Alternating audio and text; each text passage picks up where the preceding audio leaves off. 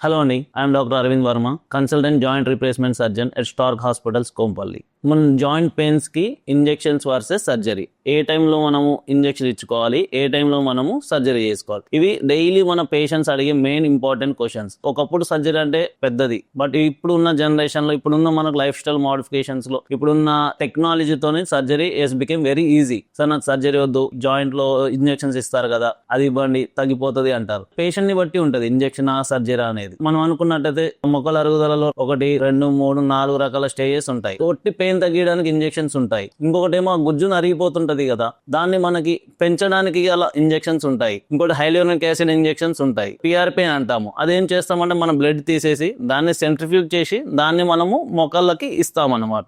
అదొక type of. First 2 stages లో ఉన్నప్పుడు ఇలాంటి ఇంజెక్షన్స్ పనిచేస్తాయి. లాస్ట్ స్టేజెస్ లో ఉన్నప్పుడు పిఆర్పి అండ్ హైలోనిక్ యాసిడ్ అంత యూజ్ ఉండదు పేషెంట్ కి. The last stage option is surgery. అది చేసుకుంటేనే రికవరీ కూడా చాలా స్పీడ్ ఉంటుంది. జస్ట్ ఇవాళ సర్జరీ చేసామనుకోండి, next day you can with support మీరు వాక్ చేస్తారు. మంచి ఫిజియోథెరపీ చేసుకుంటే మీరు అన్ని డైలీ ఏమేమి యాక్టివిటీస్ చేసుకుంటారో అవన్నీ మనము విత్ ఇన్ 1 month లో చేసేస్తాం.